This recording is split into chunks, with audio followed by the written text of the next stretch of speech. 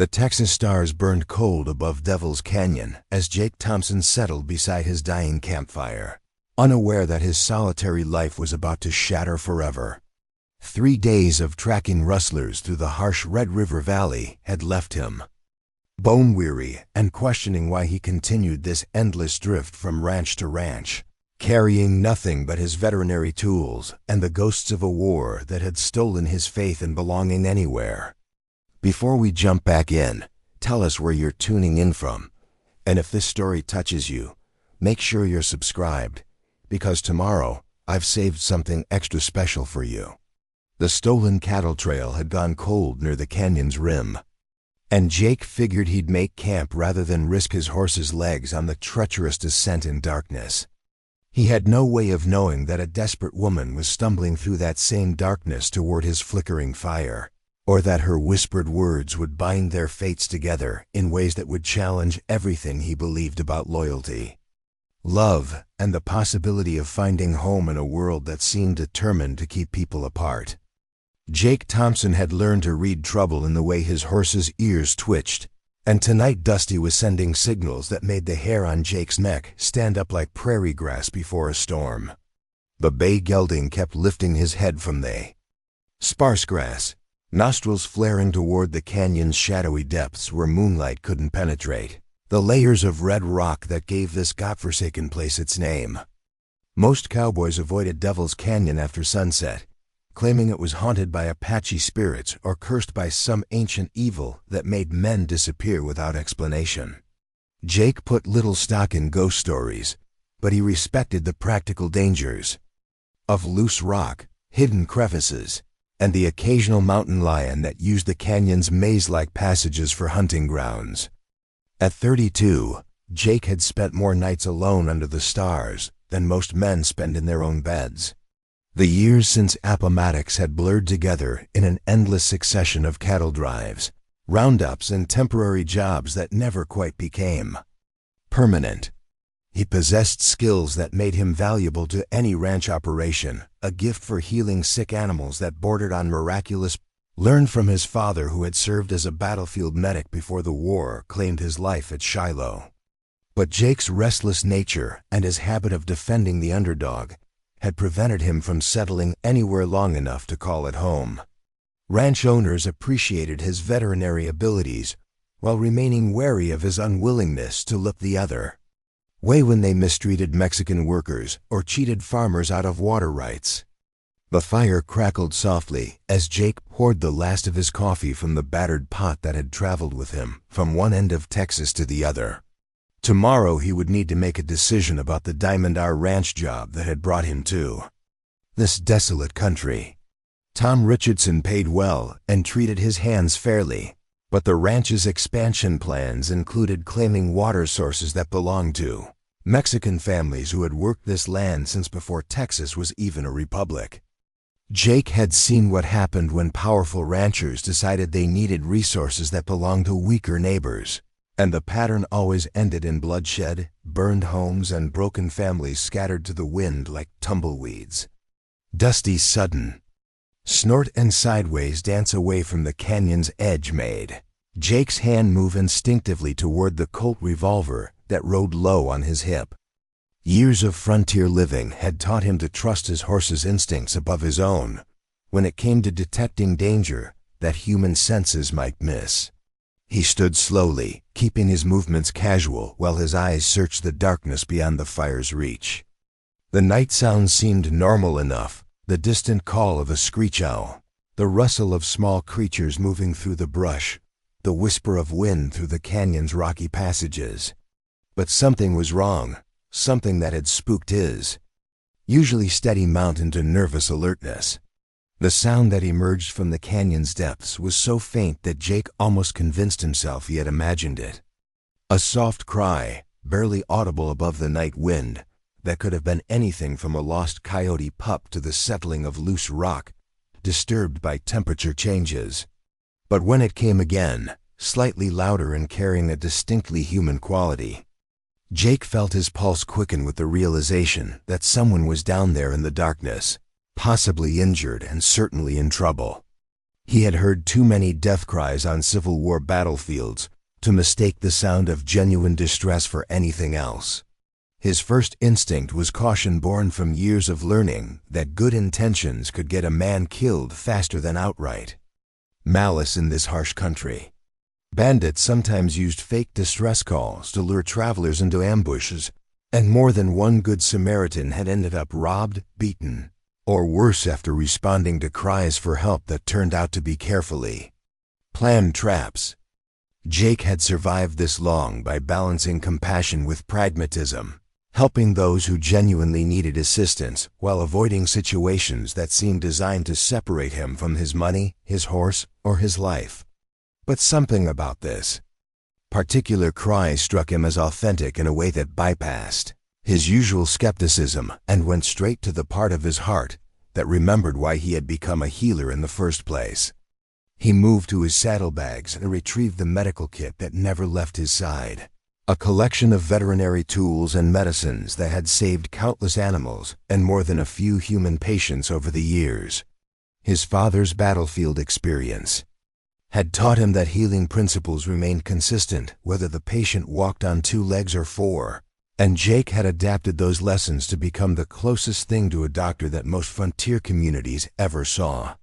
The kit included everything from surgical instruments to pain-relieving laudanum, assembled over years of practice and refined through trial and error in situations where failure meant death for creatures that depended on his skill. The cry came again, closer now and definitely female, carrying a note of exhaustion that suggested someone who had been fighting for survival longer than strength could sustain. Jake made his decision with the swift certainty that had kept him alive through cavalry charges and Indian raids, grabbing a lantern and checking his revolver before starting toward the canyon's rim. Dusty whickered nervously as Jake left the safety of the campfire, but the horse remained ground-tied by long training and mutual trust that had developed over thousands of miles of shared dangers. The descent into Devil's Canyon required careful navigation, even with lantern light to guide his steps. The narrow path wound between towering walls of red sandstone carved by centuries of flash floods and wind erosion, creating a maze of passages that could easily disorient travelers unfamiliar with the terrain. Jake had explored parts of the canyon during daylight hours while tracking the rustlers, but darkness transformed the familiar landscape into something alien and potentially treacherous. Loose rocks shifted under his boots, sending small avalanches echoing through the canyon's depths with sounds that could mask the approach of predators or enemies.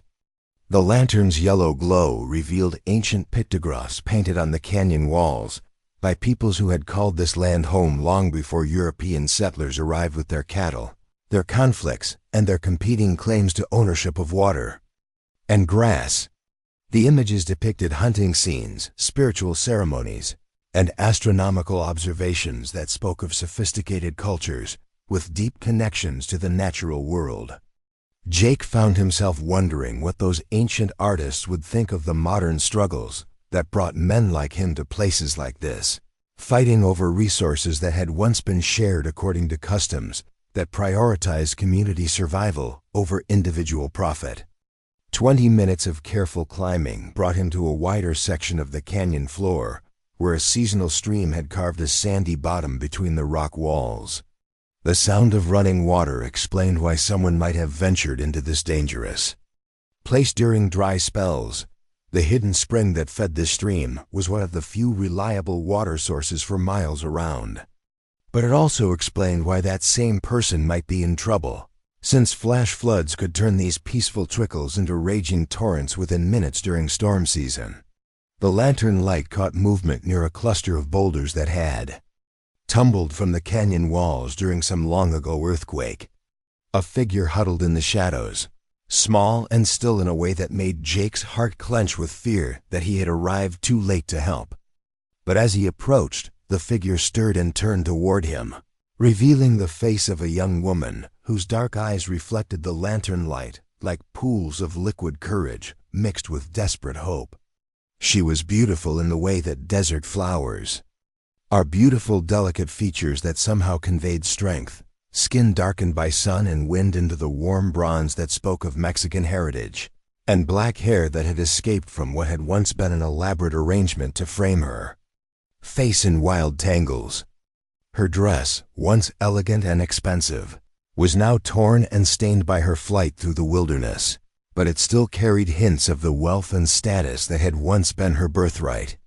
Most striking were her eyes, which held an intelligence and determination that suggested she was far from the helpless victim that her current circumstances might suggest.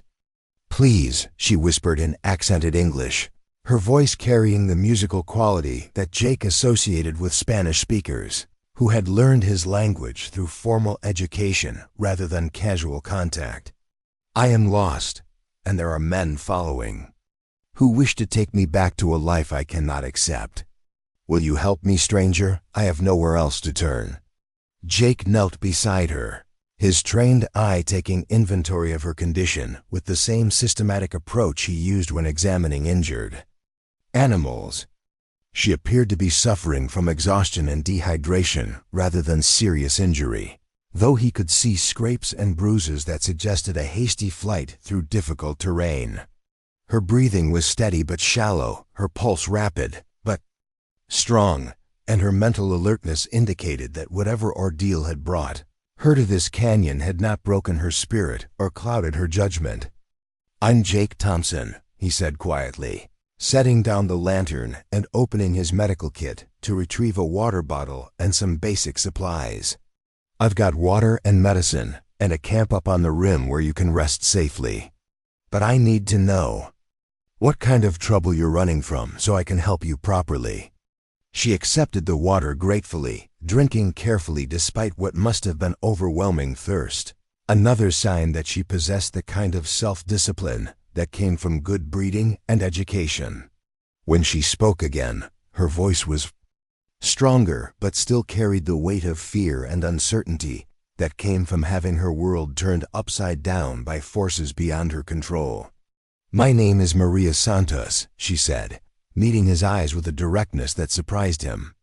Most women of her obvious social standing would have been taught to avoid such frank eye contact with strange men, but Maria seemed to understand that survival sometimes required abandoning conventional proprieties. "My father is Antonio Santos, and our family has held land grants in this valley since before Texas independence. But powerful men covet our water rights and have arranged a marriage that would give them legal claim to everything my family has built over generations." Jake felt a familiar anger building in his chest as he recognized another variation of the same story he had witnessed across the frontier. Wealthy Anglo ranchers using legal manipulation, political pressure, and sometimes outright violence to acquire lands that belonged to Mexican families whose claims predated American territorial expansion. The pattern was always the same: identify valuable resources controlled by people with limited political power, then use superior connections and resources to take what couldn't be purchased or negotiated fairly.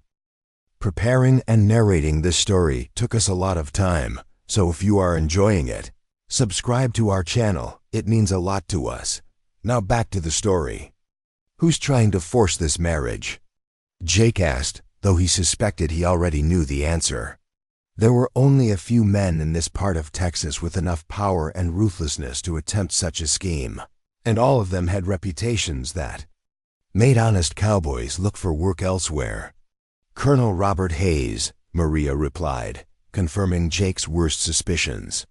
"He claims his legal authority from Austin gives him the right to oversee Mexican land grants and ensure they are managed properly. The marriage would be to his son William, who has already made it clear that he views Mexican women as property to be acquired rather than partners to be cherished. My father believes he has no choice but to agree, since Hayes has threatened to declare our grants invalid if we refuse his generous offer." Jake knew Hayes by reputation, a former Confederate officer who had used political connections and ruthless business practices to build a cattle empire that stretched across 3 counties.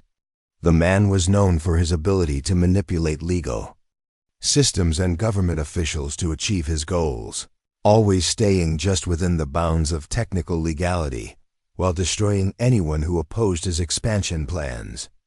If Hayes wanted the Santos land grants, he would use every resource at his disposal to get them, and one young woman's desire for freedom would not deter him from achieving his objectives. "How long ago did you run?" Jake asked, already beginning to formulate plans for helping Maria reach safety while avoiding the kind of direct confrontation with Hayes that would end badly for everyone involved. 3 days, Maria replied, unconsciously confirming Jake's suspicion that she was the reason his tracking of the rustlers had led him to this particular canyon. "I left during the night before the wedding ceremony was scheduled to take place. Hayes has sent riders in all directions, promising a substantial reward for my return and punishment for anyone who assists in my escape." Jake understood the full implications of what Maria was telling him. Helping her would mean defying one of the most powerful men in Texas, risking not only his own safety, but potentially triggering the kind of range war that could devastate the entire region. Hayes would not simply accept the loss of his carefully planned acquisition, and he had both the resources and the ruthlessness to make life extremely difficult for anyone who interfered with his objectives. Any man who chose to help Maria Santos would be marking himself as an enemy of forces that could destroy him financially, legally, and potentially physically. But as Jake looked at Maria's face in the lantern light, seeing the courage and determination that had carried her through 3 days of desperate flight through hostile territory, he felt the same sense of certainty that had guided his father when he chose medicine over profit, and that had guided Jake himself when he chose healing over violence during his years on the frontier. Some choices transcended practical considerations and spoke to fundamental questions about what kind of man he wanted to be and what kind of world he wanted to help create. "Well, Miss Santos," Jake said with a slight smile that had charmed his way out of more than one difficult situation, "I reckon that's about the most interesting problem I've encountered in quite some time. Can't say I'm particularly fond of Colonel Hayes or his business methods, and I've got a powerful dislike for men who think they can force women into marriages against their will. Why don't we head up to my camp where you can rest properly, and we'll figure out how to keep you free long enough to find a better solution to your father's troubles." Maria's expression showed a mixture of relief and something that might have been the beginning of admiration as she recognized that this stranger was willing to risk everything to help her escape a fate that powerful men had decided was inevitable. But Jake also saw wariness in her eyes, the caution of someone who had learned that men's promises often came with prices that weren't revealed until it was too late to refuse payment. "Why would you help me?" she asked directly. "You don't know me, and opposing Colonel Hayes could cost you everything. What do you hope to gain from involving yourself in my troubles?" It was a fair question, and one that Jake had been asking himself since the moment he decided to climb down into the canyon. The honest answer was that he didn't fully understand his own motivations, only that something about Maria's situation had awakened protective instincts he thought he had buried, along with too many friends on Civil War battlefields. But there was more to it than simple chivalry, something about her obvious intelligence and courage that suggested she was worth the kind of risks that most people would consider foolishly idealistic. "Maybe because I've seen what happens when men like Hayes get everything they want," Jake replied thoughtfully. "And maybe because I think Texas would be a better place if people had the right to choose their own futures, instead of having them decided by whoever has the most money and political connections. Or maybe I'm just tired of drifting through life without standing up for something that matters." Maria studied his face for a long moment, as if trying to determine whether his words reflected genuine conviction or the kind of smooth talk that frontier drifters often use to gain advantage over vulnerable women. Whatever she saw in his expression seemed to satisfy her concerns, because she nodded and allowed him to help her to her feet for the careful climb back to his camp.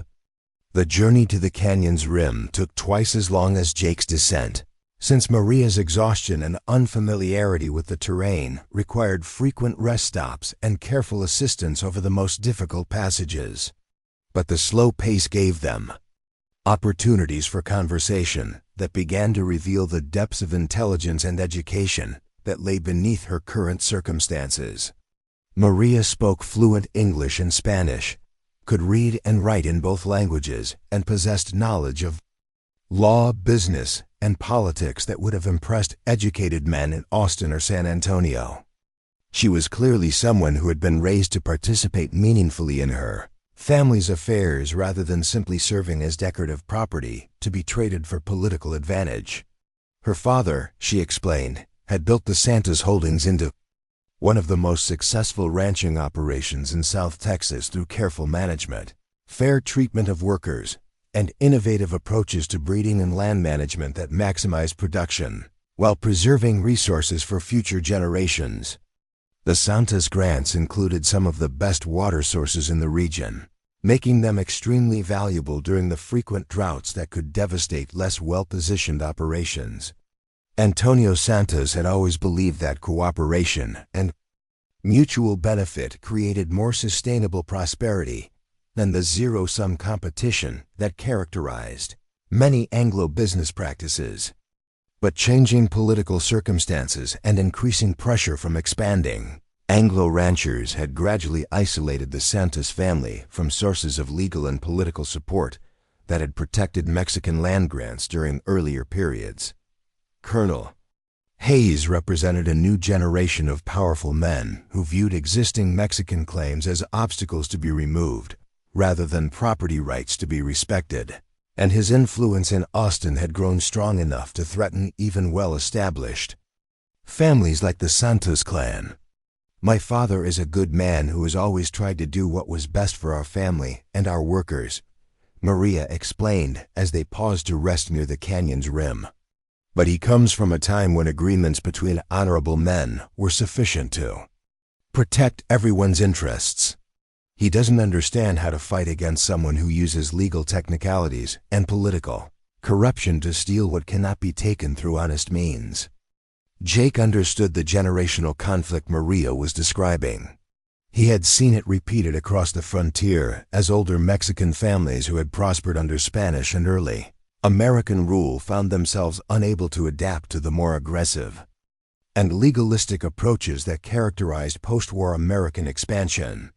Men like Antonio Santos often possessed great personal honor and traditional business skills, but lacked experience with the kind of systematic manipulation that men like Hayes used to achieve their objectives.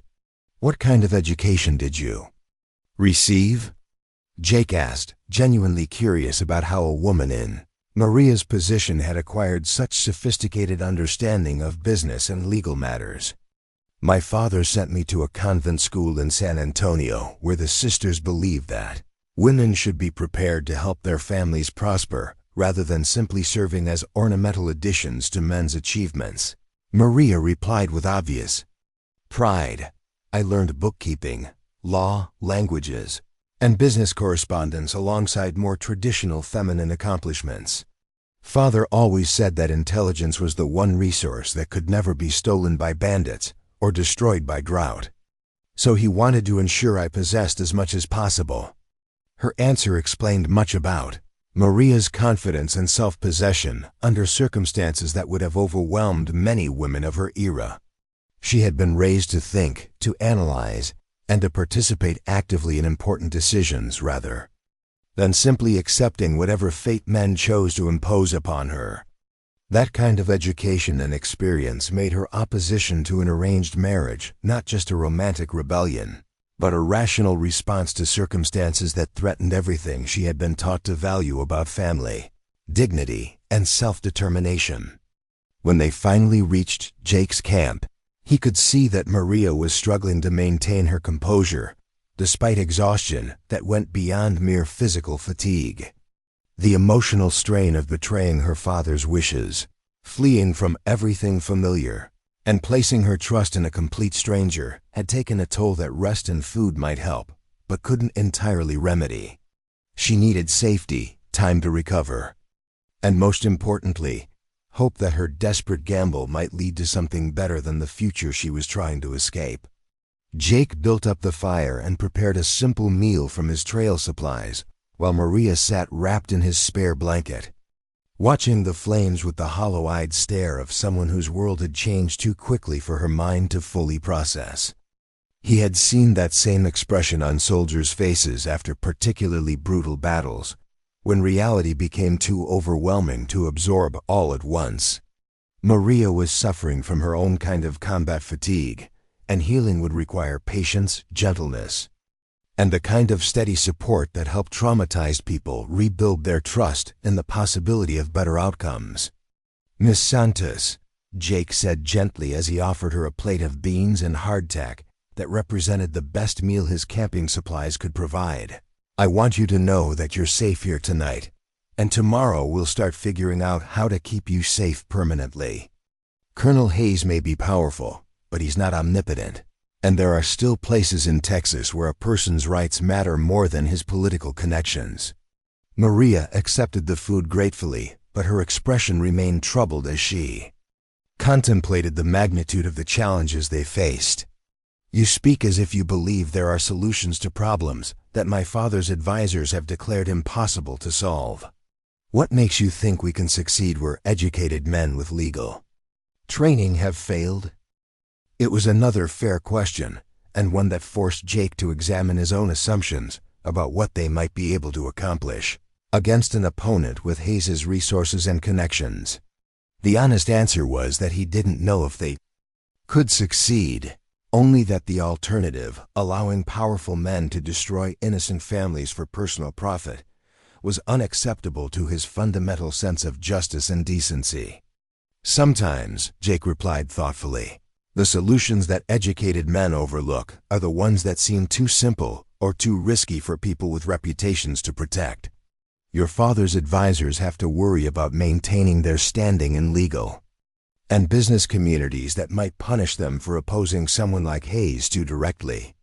But a drifting cowboy with veterinary skills doesn't have those kinds of constraints, which means I can consider options that might not occur to more respectable folks."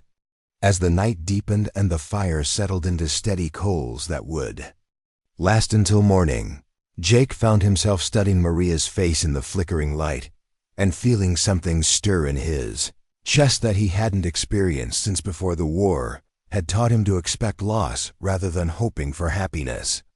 She was beautiful, intelligent, and brave in ways that made him want to be worthy of her trust, and perhaps something more than trust if circumstances ever permitted such possibilities.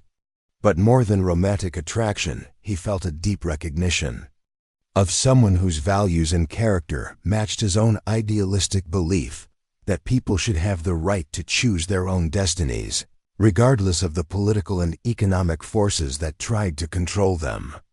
The last thing Jake heard before exhaustion finally claimed him was Maria's voice, soft and vulnerable in the darkness beyond the fire's glow, whispering words that would echo in his dreams and reshape his understanding of what he was fighting for. "I'm yours now, Jake Thompson," she said quietly, not as a declaration of romantic surrender, but as a statement of trust so complete that it placed her life and future entirely in his hands. "Whatever happens tomorrow, tonight I belong to someone who chose to help me when he could have chosen safety instead. That makes me richer than Colonel Hayes will ever be, regardless of how much land and water he manages to steal." Jake fell asleep with those words warming his heart more effectively than any campfire, and with the absolute certainty that he would do whatever was necessary to prove worthy of the faith that Maria Santos had placed in a lonely cowboy who had finally found something worth fighting for that was larger than his own survival. Dawn arrived with the harsh brilliance that made the Texas sky look like hammered copper, and Jake woke to find Maria already stirring the coals of their fire with a skill that spoke of frontier experience despite her obvious refinement. She had somehow managed to restore order to her appearance using creek water and determination, transforming herself from a desperate fugitive into a composed young woman, whose bearing reminded him that she came from generations of people who had carved civilization from wilderness through sheer force of will. The sight of her moving gracefully around their makeshift camp, preparing coffee with supplies from his pack, stirred feelings in Jake's chest that he had thought the war had burned out of him permanently. "You didn't have to do that," Jake said, accepting the tin cup she offered with hands that brushed hers briefly during the exchange. The contact sent electricity up his arm that had nothing to do with static from the dry morning air. "My grandmother taught me that hospitality creates bonds stronger than blood between people who share meals and shelter," Maria replied, settling beside him with her own coffee. "Besides, I needed something to do with my hands while my mind tried to make sense of everything that has changed in the past few days." The morning light revealed details about Maria that darkness had concealed. Her dress, despite its current bedraggled state, was cut from fabric that probably cost more than most cowboys earned in 6 months.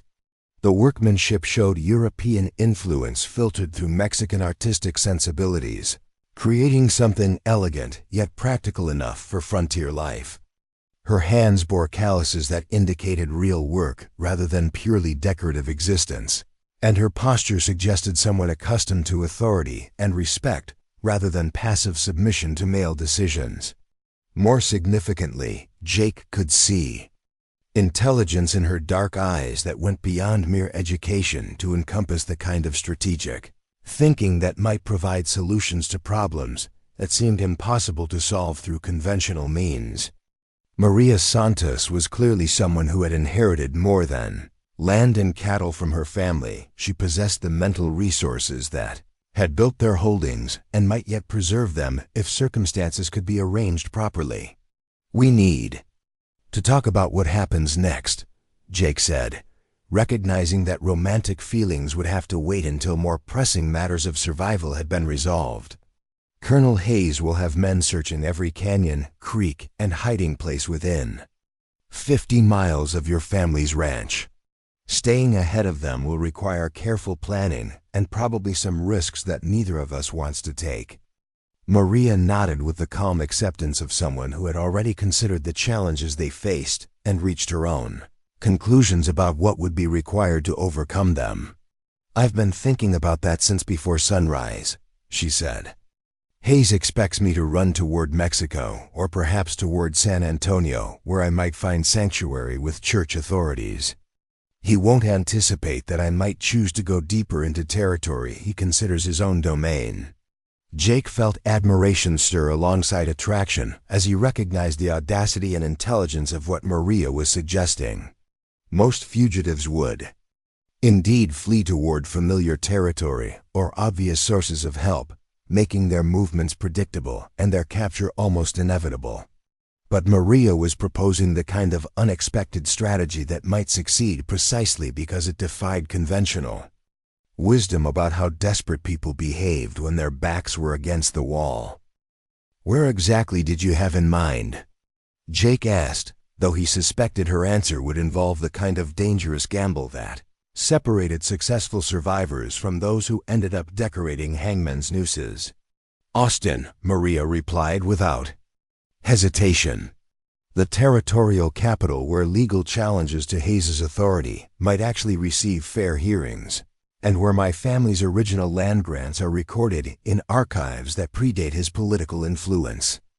If we can reach the right people with the right evidence, we might be able to expose his entire scheme before he consolidates his hold on our property."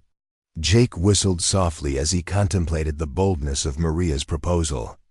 Austin was over 200 miles from their current position, much of it through territory controlled by Hayes or his allies. The journey would require crossing open country where travelers could be spotted miles away, passing through towns where bounty hunters would be watching for Maria's distinctive appearance, and somehow reaching the capital city without being intercepted by the network of law enforcement officials who owed their positions to Hayes' political machine. But the strategy also possessed the kind of unexpected logic that might actually work if they could avoid capture long enough to present their case to authorities with power to override Hayes' local influence. Maria was right that her family's land grants were legal documents that predated current political arrangements, And there were still federal officials in Austin who took seriously their obligations to protect legitimate property rights regardless of local power structures. That's either the smartest plan I've heard in years, or the craziest, Jake said with genuine respect for Maria's tactical thinking. Either way, it's going to require help from people who are willing to risk Hayes's anger and resources that we don't currently possess. I know people, Maria said quietly. Families who have been helped by my father over the years, Mexican merchants who have reason to oppose Hayes's expansion, and even some Anglo ranchers who fear they might be his next targets if he succeeds in stealing our land. The question is whether we can reach them before Hayes's men find us. Jake found himself studying Maria's face as she outlined her understanding of regional politics and potential allies, realizing that she possessed knowledge about frontier power structures that went far beyond what most women of her era were permitted to learn. Her father had clearly prepared her to participate meaningfully in family business, rather than simply serving as a decorative asset to be traded for political advantage. That kind of education and experience made her a formidable partner, rather than merely someone to be protected and transported to safety. The sound of approaching horses interrupted their planning session and sent both of them scrambling for cover behind the rocks that bordered their camping spot. Jake's hand moved instinctively to his revolver, while Maria grabbed the medical kit and his spare ammunition, demonstrating the kind of quick thinking under pressure that suggested she would be valuable in dangerous situations rather than a liability to be managed carefully. 3 riders appeared on the canyon's rim, silhouetted against the morning sky in ways that made identification impossible but suggested hostile intent. Through their careful surveillance of the terrain below, they moved with the systematic precision of professional trackers rather than casual travelers, examining the ground for signs of passage and communicating through hand signals that indicated military or law enforcement training. Hayes's men, Maria whispered, though her tone suggested she already knew the answer. Almost certainly, Jake replied grimly. And they're good at what they do, which means we need to move fast and smart if we want to avoid giving them something to track. The next hour tested every skill Jake had learned during his years of frontier survival as he worked to eliminate traces of their presence while preparing for a departure that would need to mislead professional hunters about their intended direction. He scattered the fire's ashes, buried refuse that might indicate how many people had used the camp, and arranged the remaining signs to suggest that travelers had continued south toward Mexico rather than east toward Austin. Maria proved surprisingly helpful during these preparations, anticipating his needs and working with efficient silence that indicated familiarity with situations requiring stealth and misdirection. Her movements showed grace under pressure that reminded Jake of well-trained soldiers who remained calm and effective even when circumstances became chaotic and dangerous. "Where did you learn to move so quietly?" Jake asked as they prepared to lead his horse away from the canyon through a route that would minimize visible tracks. "My father believed that daughters as well as sons should understand how to protect themselves and their families," Maria replied matter-of-factly. "I can shoot, ride, track, and hide as well as most men, though I prefer using intelligence to avoid conflicts rather than fighting my way through them." Jake felt his respect for Antonio Santos grow as he recognized the progressive thinking that had motivated such comprehensive education for a daughter. Most Mexican fathers of Santos's generation would have focused exclusively on preparing their daughters for marriage and motherhood, but Antonio had clearly understood that changing times might require women to possess survival skills traditionally reserved for men. The morning's travel took them through country that Jake had explored during his tracking of the stolen cattle, terrain that offered both opportunities for concealment and dangerous exposure depending on how carefully they chose their route. Rolling hills covered with scrub oak and mesquite provided cover from distant observation, but also created blind spots where pursuit could approach undetected until escape became impossible. Maria's horsemanship impressed Jake as they navigated difficult terrain that would have challenged experienced cowboys. She rode with the fluid grace of someone who had learned as a child, adapting instinctively to her horse's movements and reading the landscape ahead for potential obstacles or opportunities. Her mount, a sturdy bay mare that had somehow survived 3 days of desperate flight through hostile territory, responded to her guidance with the kind of trust that indicated a deep bond between rider and animal. "Tell me about your families." "Original land grants," Jake said, during a rest stop in a sheltered valley where they could water their horses without being visible from surrounding ridges. "What kind of legal documentation exists, and where would we find officials with authority to enforce federal protections?" Maria's response revealed knowledge of legal and political history that would have impressed educated lawyers in Austin or San Antonio. The Santos grants dated back to Spanish colonial administration, had been confirmed under Mexican rule, and were specifically protected by treaties signed when Texas joined the United States. Federal law clearly guaranteed their legitimacy regardless of local political pressures, but enforcement required reaching officials with both authority and independence from Hayes's influence. "The territorial governor has ultimate responsibility for protecting legitimate land grants," Maria explained. "But he's appointed by politicians in Washington who can be influenced by wealthy men with the right connections. Better prospects might exist with federal judges who serve longer terms and have constitutional protections that make them harder to intimidate or corrupt." Jake recognized the sophistication of Maria's analysis while also understanding the practical challenges of reaching such officials with evidence that would convince them to act against powerful local interests. Hayes had probably spent years building relationships and creating obligations that would make federal authorities reluctant to interfere with his business activities without overwhelming proof of illegal behavior. "What kind of evidence would be most convincing to federal judges?" Jake asked, beginning to formulate plans that went beyond simple escape toward more comprehensive solutions to the problems facing Maria's family. "Documentation showing that Hayes has used fraudulent legal proceedings to claim property that belongs to legitimate grant holders," Maria replied promptly. "Testimony from witnesses who have seen him threaten families with violence unless they surrender their claims. Most importantly, proof that his actions violate federal treaties guaranteeing Mexican land rights under American territorial law." Jake felt excitement building as he recognized that Maria was describing a legal strategy that might not only save her family's property, but also expose Hayes's entire scheme to scrutiny that could end his predatory activities permanently. Success would require careful investigation, documentation of illegal activities, and presentation of evidence to authorities with power to override local corruption. But the basic framework for such an approach existed within established legal structures.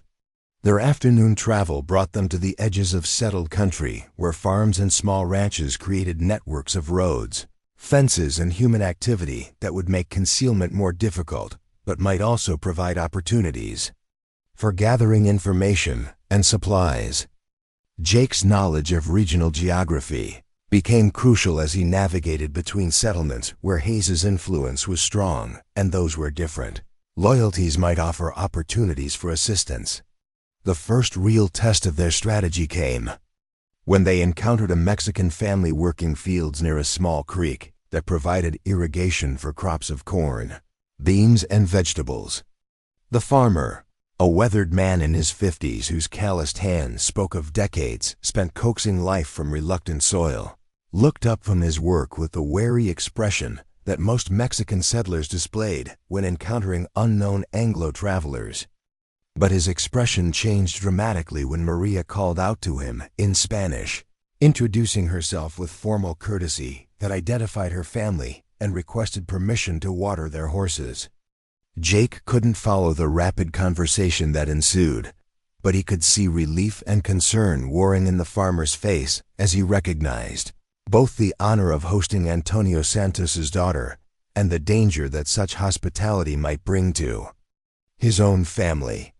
"This is Miguel Herrera," Maria explained in English as the farmer approached with obvious respect, tempered by understandable nervousness.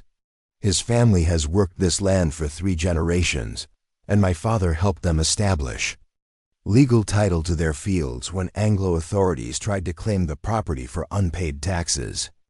Miguel's heavily accented English revealed education limited by necessity rather than lack of intelligence as he explained the local situation with careful precision. Hayes's men had been through the area twice in the past week, asking questions about strangers and making threats about the consequences of harboring fugitives from lawful authority. Most Mexican families were terrified of attracting Hayes's attention, but they also remembered kindnesses from the Santos family that created moral obligations stronger than fear. "You cannot stay here," Miguel said reluctantly, "but I can tell you which roads to avoid and which families might be willing to help despite the risks. There are also Anglo ranchers who fear Hayes enough to consider allying with anyone who might be able to stop his expansion before it reaches their own property." The information Miguel provided proved invaluable for planning their continued journey toward Austin. He sketched maps in the dirt, showing back roads that avoided major settlements, identified water sources that would allow them to bypass public wells where bounty hunters might be waiting, and named specific individuals who might offer assistance despite the obvious dangers involved. Most importantly, Miguel confirmed Maria's assessment that growing opposition to Hayes existed among both Mexican and Anglo communities, but that such opposition remained fragmented and ineffective because potential allies lacked coordination and leadership. Fear kept people isolated when unity might provide strength enough to resist Hayes's predatory activities. "My father always said that Hayes's greatest weapon was making people believe they had to face him alone," Maria observed as they prepared to leave Miguel's farm. "Perhaps our journey to Austin could serve multiple purposes if we can connect scattered opposition into something more organized and effective." Jake felt admiration and attraction intensify as he recognized the strategic vision behind Maria's suggestion. She was thinking beyond personal survival toward solutions that might benefit everyone threatened by Hayes's expansion, demonstrating the kind of leadership qualities that could transform regional politics if circumstances provided opportunities for such influence. Their evening camp was established in a grove of live oak trees near a seasonal creek that provided water and concealment while remaining close enough to traveled roads for gathering information about pursuit or opportunities. Jake's veterinary supplies proved useful for treating minor injuries their horses had sustained during the day's hard travel, while Maria's knowledge of plant medicine supplemented his conventional treatments with traditional remedies that enhanced healing and recovery. Working together to care for their animals created opportunities for conversation that revealed more about their backgrounds, values, and hopes for the future. Jake found himself sharing stories about his experiences during the war, his father's influence on his choice of veterinary medicine, and his growing conviction that frontier life needed healing rather than more violence to create sustainable prosperity. Maria reciprocated with accounts of her education, her family's business philosophy, and her dreams of using her knowledge to help build communities where different cultures could cooperate rather than compete destructively. Her vision of the future included opportunities for Mexican families to prosper within American territorial systems while preserving cultural traditions and maintaining connections to ancestral lands. "Do you really think such cooperation is possible?" Jake asked, genuinely curious about whether Maria's optimism was based on realistic assessment or merely hopeful idealism. "I've seen it work on a small scale," Maria replied thoughtfully. "Families who share water sources during droughts, Mexican vaqueros teaching Anglo cowboys about cattle handling techniques, Anglo merchants learning Spanish to trade more effectively with Mexican customers. The problem is that men like Hayes profit from conflict and division, so they actively work to prevent the kind of cooperation that might threaten their advantages." Jake recognized the wisdom of Maria's analysis while also understanding the practical challenges of overcoming systematic efforts to maintain division and hostility between communities. Success would require not only exposing Hayes's illegal activities, but also demonstrating that alternative approaches could provide better outcomes for everyone, except those who profited from exploitation and conflict. As darkness settled over their camp and the night sounds of the Texas frontier created a symphony of crickets, owls, and distant coyotes, Jake found himself contemplating how dramatically his life had changed since the previous evening. 24 hours ago, he had been a solitary drifter with no attachments or obligations beyond his own survival. Now he was committed to helping Maria reach Austin, exposing Hayes's criminal activities, and potentially transforming regional politics in ways that could affect thousands of people. More personally, he was falling in love with a woman whose intelligence, courage, and vision of the future made him want to be worthy of her respect and perhaps something deeper if circumstances ever permitted such possibilities. Maria Santos represented everything he had thought lost forever when the war destroyed his faith in the possibility of building rather than merely surviving. And her presence in his life was reawakening dreams he had thought permanently buried in the graves of too many friends. "Jake," Maria said softly as they sat beside their small fire, her voice carrying intimacy that made his heart race despite the dangerous circumstances surrounding them. "I want you to know that whatever happens in Austin, meeting you has already changed my life in ways that I will never regret. You could have chosen safety when you found me in that canyon, but instead you chose to help someone you didn't know for reasons that had nothing to do with personal advantage. That kind of goodness is rare enough to treasure regardless of what the future brings." Jake felt his throat tighten with emotion as he recognized that Maria was offering him something more precious than romantic love. She was offering redemption for years of drifting without purpose or hope. Her faith in his character was transforming his understanding of his own worth and possibilities, creating foundations for a future that went beyond mere survival toward genuine happiness and meaningful contribution to something larger than himself. "Maria," he replied, reaching across the space between them to take her hand in his. "I've been alone so long that I almost forgot what it felt like to care about someone else's welfare more than my own safety. You've reminded me that some things are worth fighting for even when victory seems impossible, and that some people are worth protecting even when protection requires risking everything." The kiss that followed was gentle and tentative, acknowledging attraction while respecting the complexity of their circumstances and the uncertainty of their future. But it was also a promise that whatever challenges lay ahead in Austin, they would face them together as partners rather than mere allies of convenience. When they finally separated, Maria's eyes held warmth that had nothing to do with their campfire, and everything to do with the connection growing between them, despite obstacles that would have prevented most relationships from developing under such circumstances. Jake felt hope stirring in his chest for the first time since the war, hope that survival might lead to something better than mere existence if they could overcome the forces trying to destroy everything Maria represented. "Tomorrow we reach the settlement at Cedar Crossing," Maria said, her voice combining practical planning with personal warmth. "There are people there who might help us, but we'll also be entering territory where Hayes's influence is stronger and his men more numerous. Whatever happens, I want you to know that I trust you completely and that trusting you has been the best decision I've made since leaving my father's ranch." Jake squeezed her hand gently, feeling the calluses that spoke of real work alongside the smooth skin that indicated privilege and education.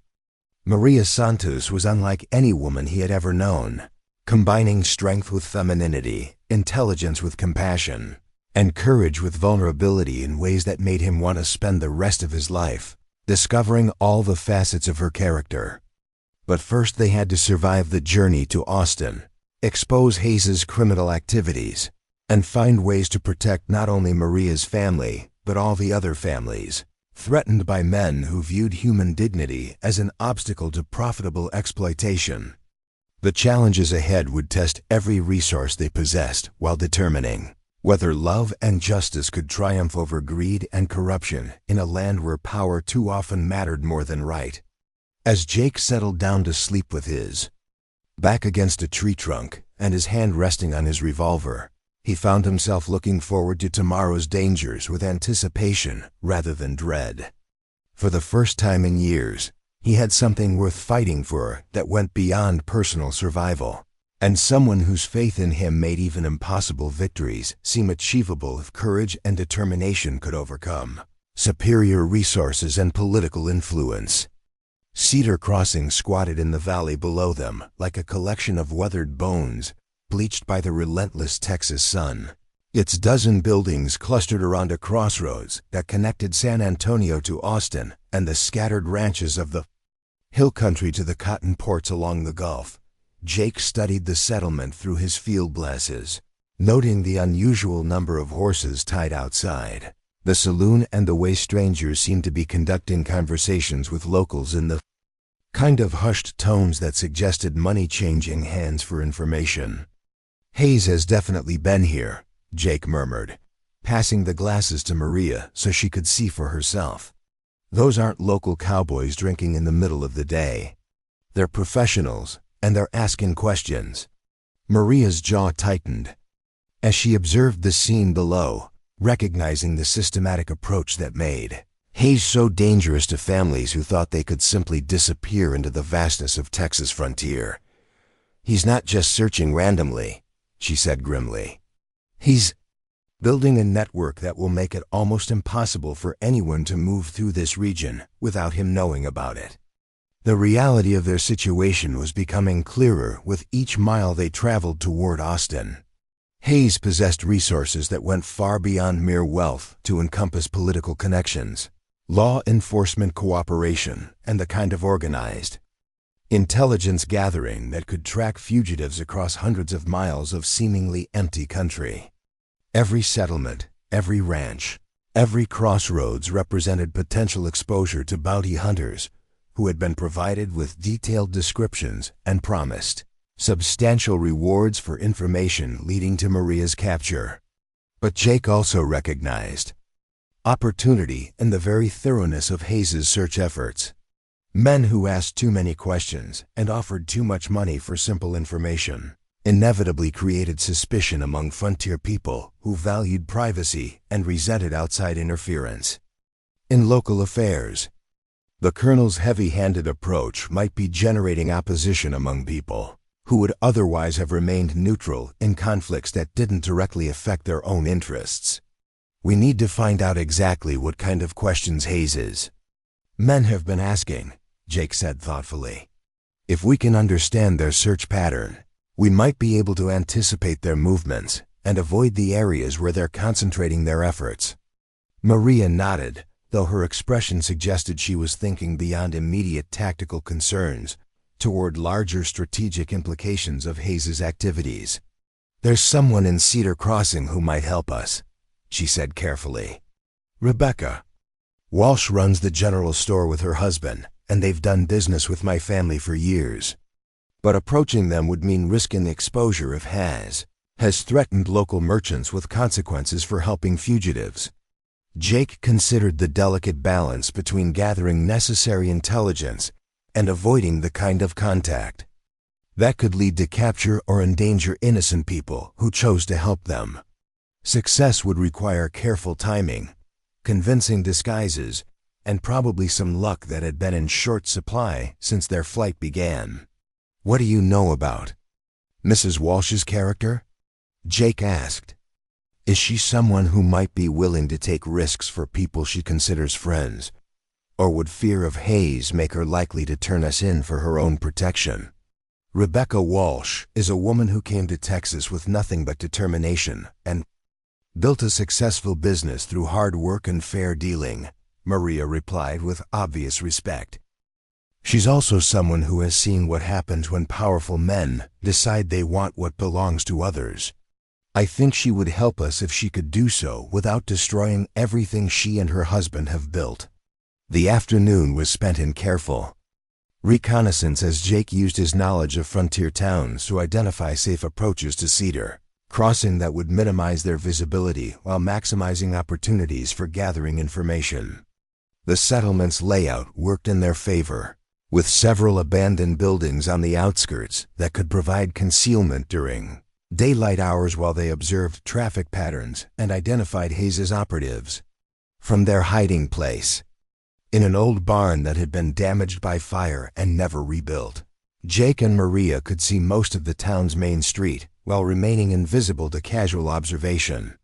The systematic rotation of strangers between the saloon, the hotel, and various business establishments confirmed that Hayes had indeed established a comprehensive surveillance network designed to identify and intercept anyone matching Maria's description who might pass through the area.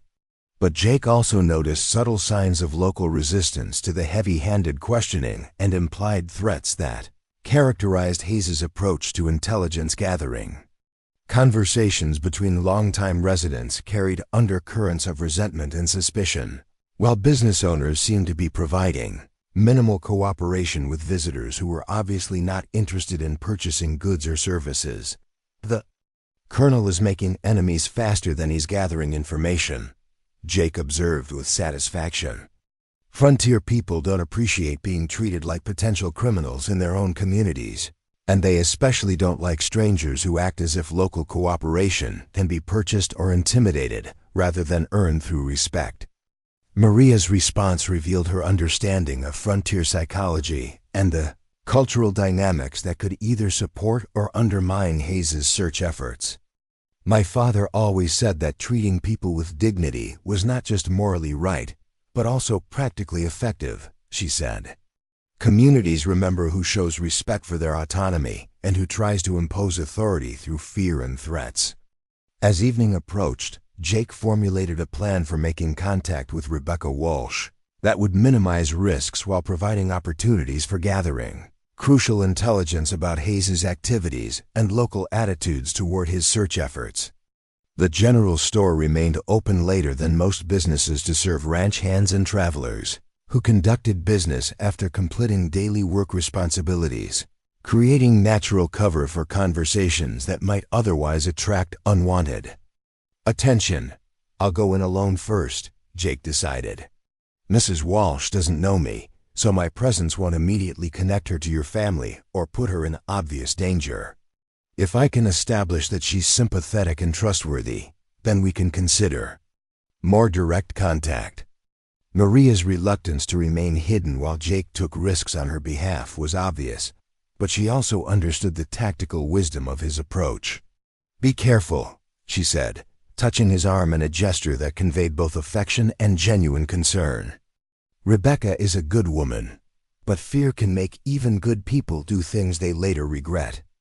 Jake's entry into Cedar Crossing required careful timing and the kind of casual confidence that suggested legitimate business rather than furtive surveillance. He rode directly to the general store as if he were simply a traveling cowboy in need of supplies, dismounting with the unhurried movements of someone who had every right to be exactly where he was. The store's interior was organized with the efficiency that characterized successful frontier businesses, every available space utilized for merchandise while maintaining clear aisles that allowed customers to examine goods without feeling crowded or pressured. Behind the counter stood a woman in her 40s whose graying hair and lined face spoke of years spent building a life in challenging circumstances, but whose alert eyes and confident posture indicated someone who had not only survived but prospered through intelligence and determination. Evening, stranger, Rebecca Walsh said with the polite wariness that frontier merchants displayed toward unknown customers. What can I do for you? Jake approached the counter with the easy smile that had served him well in countless interactions with suspicious strangers, projecting the honesty and good intentions while carefully avoiding anything that might trigger deeper suspicion. Need some trail supplies and maybe a little information about the best route toward Austin, he said casually. Been hearing conflicting stories about which roads are safest for a man traveling alone. Rebecca's expression sharpened slightly at the mention of Austin, suggesting that other travelers had recently asked similar questions. Austin's popular destination lately, she observed carefully. Seems like everyone's heading that direction for one reason or another. You have business in the capital? Nothing special, Jake replied with studied nonchalance. Just looking for work and heard there might be opportunities with some of the bigger ranches in that area. But I'd rather avoid any trouble along the way if possible. The careful dance of frontier conversation continued as Rebecca gathered the supplies Jake requested while both of them evaluated each other's trustworthiness through subtle observation and indirect questioning. Jake could sense that she was intelligent and observant enough to recognize inconsistencies in his story if he wasn't careful, but he also detected underlying sympathy that suggested she might be willing to help if approached properly. You'd be wise to avoid the main roads, Rebecca said finally, lowering her voice and glancing toward the store's windows to ensure they weren't being observed. There's been unusual activity lately, men asking questions about travelers and offering money for information. Not the kind of attention that honest folks appreciate. Jake felt hope stir as he recognized that Rebecca was choosing to warn him. Despite obvious risks to herself if her cooperation became known to Hayes's operatives. I appreciate the advice, he said sincerely. Sounds like the kind of trouble that's best avoided entirely. Indeed it is, Rebecca agreed, then paused, as if making a difficult decision. There's also been talk about missing persons, folks who might be in danger from the same people causing all the commotion. If you happen to encounter anyone needing help during your travels, there are still places in Texas where decent people look out for each other. The coded message was clear enough to confirm Rebecca's willingness to provide assistance, while maintaining plausible deniability if her words were reported to hostile authorities. Jake felt gratitude and respect for the courage she was displaying in offering help to strangers despite obvious personal risks. I'll keep that in mind, Jake replied with equal care. Always believed that helping folks in trouble was part of what makes frontier communities worth preserving. Their conversation was interrupted by the arrival of three men, whose bearing and equipment immediately identified them as Hayes's operatives rather than legitimate customers. They entered the store with the kind of aggressive confidence that characterized people accustomed to intimidating others into cooperation, surveying the merchandise and customers with calculating eyes that suggested they were evaluating threats rather than shopping for supplies. Evening, Mrs. Walsh, the leader said with false courtesy that barely concealed underlying menace. We're still looking for that woman we discussed yesterday. You haven't seen anyone matching her description, have you? Rebecca's response demonstrated the kind of careful courage that characterized frontier women, who had learned to navigate dangerous situations without surrendering their dignity or principles. As I told you before, I serve many customers and can't be expected to remember every traveler who passes through, she said firmly. If you're looking for someone specific, perhaps you should provide better information about why you're searching for her. The tension in the store increased dramatically as Hayes's men exchanged glances that suggested they were considering more aggressive approaches to extracting cooperation. Jake's hand moved casually toward his revolver while maintaining the relaxed posture of someone merely observing an interesting conversation between strangers. The woman is a fugitive from lawful authority, the leader continued with growing impatience. Anyone who assists her escape could face serious consequences for interfering with official business. I trust that won't be necessary in your case. Rebecca's jaw tightened at the obvious threat, but her voice remained steady as she responded with the kind of frontier directness that had built communities throughout the American West. I've been running this store for 15 years without needing lessons about my legal obligations, she said coldly. If you have official business here, show me proper warrants issued by legitimate authorities. Otherwise, I suggest you conduct your searches elsewhere. The confrontation might have escalated into violence if not for the arrival of several local ranchers, whose presence created witnesses that Hayes's operatives preferred to avoid. After exchanging more threatening glares and promises to return with proper documentation, the three men departed with the kind of barely controlled anger that suggested future encounters would be more dangerous. "Thank you for standing up to them," Jake said quietly after the store had returned to normal business activities. "That took considerable courage, especially when you knew they might make trouble for you later." Rebecca's response revealed the steel backbone that had enabled her to survive and prosper in frontier conditions that defeated weaker personalities. "Men like that depend on fear and intimidation to get their way," she said firmly. "If decent people don't stand up to them, they'll eventually control everything worth having in this territory." The opportunity Jake had been hoping for arrived when Rebecca suggested that he might want to examine some merchandise in the store's back room, where they could speak more privately about routes toward Austin and current conditions along various roads. Once they were away from potential eavesdroppers, her demeanor shifted from cautious courtesy to genuine concern. "You're not really just looking for work in Austin, are you?" Rebecca asked directly. "Something about your manner suggests you're involved in whatever has those men so determined to find someone they won't properly identify." Jake made a quick decision to trust Rebecca with enough truth to secure her cooperation while protecting Maria from exposure if his judgment proved incorrect. "I'm helping someone who's trying to escape a forced marriage arranged by powerful men for their own political advantage," he said carefully. "The situation involves land rights and the kind of legal manipulation that honest people should oppose." Rebecca's expression showed understanding and sympathy, as she recognized the type of injustice that characterized too many frontier business dealings. "I thought it might be something like that," she said. "Those men have been asking specifically about a young Mexican woman traveling alone, but their questions suggested they weren't interested in her welfare so much as her return to people who claim ownership rights."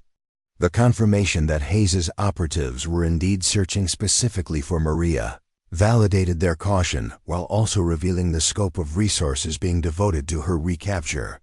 But Rebecca's obvious sympathy also suggested opportunities for gathering more detailed intelligence about search patterns and potential safe routes toward Austin. "What kind of information have they been gathering?" Jake asked. "Are they focusing on particular roads or casting a wider net that might affect anyone traveling through this region?" Rebecca's response provided crucial details about Hayes's systematic approach to finding Maria and intercepting anyone who might be helping her escape. Road checkpoints had been established at major river crossings. Bounty hunters were stationed in settlements along the most direct routes to Austin, and rewards had been offered for information about anyone matching Maria's description or traveling in company with unknown men. "They're being very thorough," Rebecca admitted. "But they're also making assumptions about how desperate people behave that might not apply to someone with intelligence and frontier experience. Smart fugitives don't always choose the obvious paths, especially when they have help from people who know the country."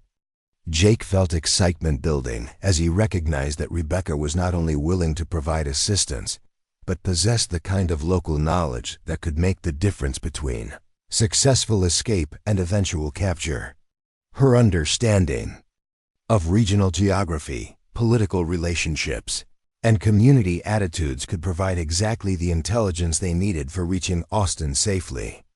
"Would you be willing to share some of that local knowledge with people who needed it?"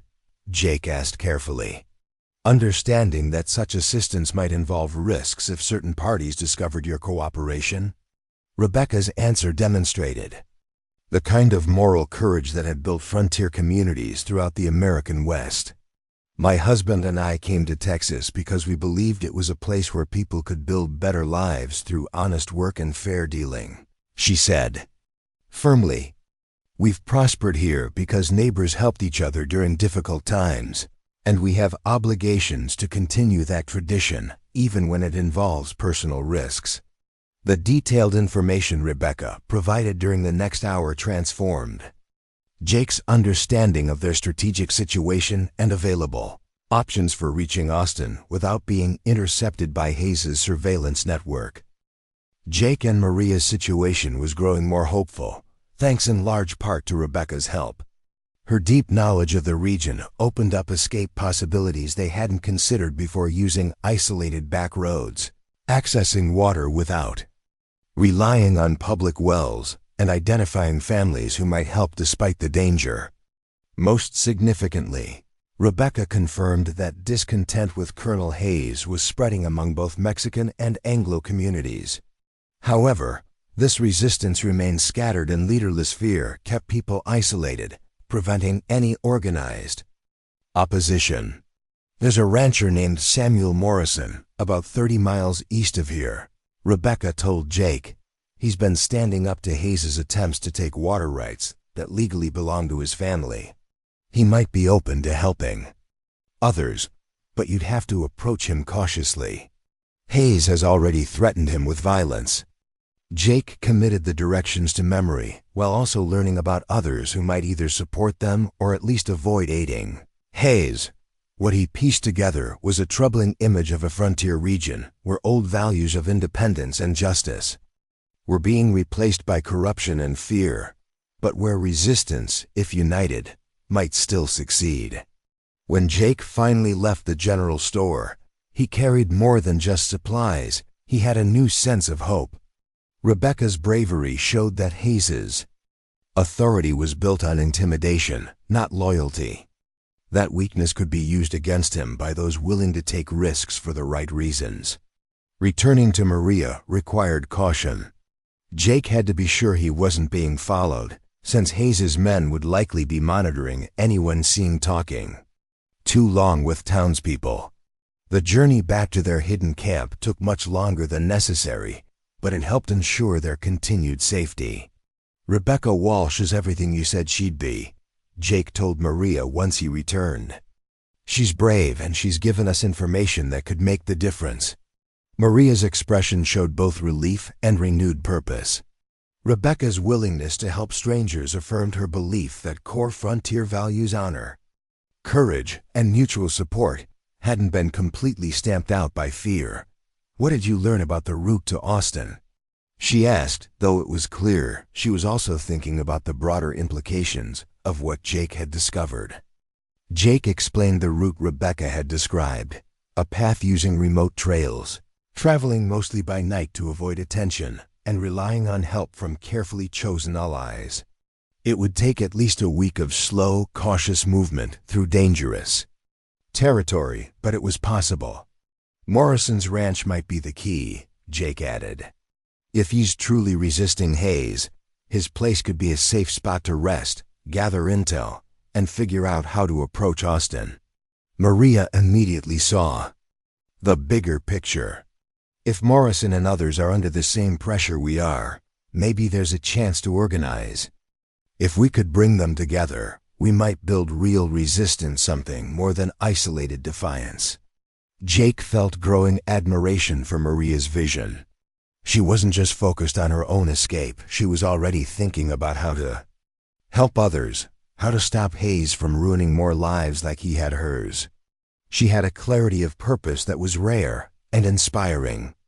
That evening, they turned Rebecca's insights into a detailed plan, not just for reaching Austin, but for rallying others, gathering evidence, and using both legal and political pressure to fight back. Maria's expertise in land law and Jake's feel for frontier dynamics made them a powerful team, stronger together than they could be alone. As they settled in for another night in dangerous territory, Jake reflected on how much his life had changed. Just a few days ago, he was a loner drifting from one place to the next. Now he was part of a mission that could reshape the future of the region, led by a woman whose strength gave him purpose again. "Tomorrow we go to Morrison's," Maria said quietly by the fire. "What we find there will decide whether this plan moves forward or if we'll need to consider something even riskier." Jake reached for her hand.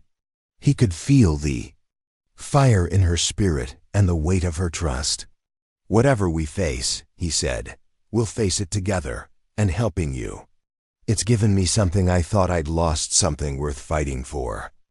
The kiss they shared carried all the tenderness and passion that dangerous circumstances had prevented them from expressing fully, along with promises about the future they hoped to build together if their mission succeeded in exposing Hayes's criminal activities and protecting the families he threatened. For the first time since leaving Devil's Canyon, Jake allowed himself to believe that love and justice might indeed triumph over greed and corruption, if courage and determination could overcome superior resources and political influence. But first they had to survive the journey to Morrison's ranch, convince a potentially hostile rancher to risk everything for strangers, and somehow reach Austin with evidence that could persuade federal authorities to act against one of the most powerful men in Texas. The challenges ahead would test every resource they possessed while determining whether their growing love could survive the pressures of a conflict that threatened to destroy everything they were fighting to preserve. The Morrison Ranch materialized out of the pre-dawn darkness like a fortress built from dreams and determination. Its sturdy buildings and well-maintained fences, speaking of prosperity, earned through decades of careful stewardship and relentless hard work. Jake studied the layout through his field glasses, noting defensive preparations that suggested Samuel Morrison had taken Hayes's threats seriously enough to transform his home into something approaching a military compound. Armed men patrolled the perimeter at regular intervals, and the main house's windows had been reinforced with heavy shutters that could stop rifle bullets while providing firing positions for defenders. "Your friend Morrison isn't taking any chances," Jake observed, passing the glasses to Maria so she could see the extensive security measures that protected the ranch headquarters. "Either he's expecting trouble or he's already had enough encounters with Hayes's men to justify serious defensive preparations." Maria's expression grew grim as she studied the fortified ranch buildings and recognized the level of threat that would drive a peaceful rancher to transform his property into an armed camp. "This is what Hayes does to people who oppose him," she said quietly. "He creates so much fear and uncertainty that families can't live normal lives anymore. Even when he doesn't attack directly, the constant threat of violence destroys everything that makes frontier life worth living."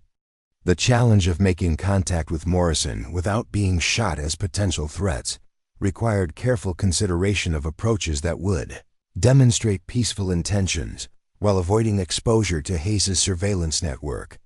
Any rancher under siege would be naturally suspicious of strangers, especially during pre-dawn hours when attacks were most likely to occur. Success would depend on finding ways to establish their legitimacy and good intentions before Morrison's defenders decided they represented hostile forces. There, Maria pointed toward a section of the ranch's boundary where cattle had gathered near a water source that required daily maintenance. "Someone will need to check that windmill and water tank every morning. If we can approach the worker without alarming the main house, we might be able to establish communication before anyone starts shooting." Jake nodded approvingly at Maria's tactical thinking, recognizing that her plan offered opportunities for peaceful contact while minimizing risks to both parties. Ranch work continued regardless of external threats, creating predictable routines that could provide natural cover for conversations that might otherwise attract unwanted attention from hostile observers.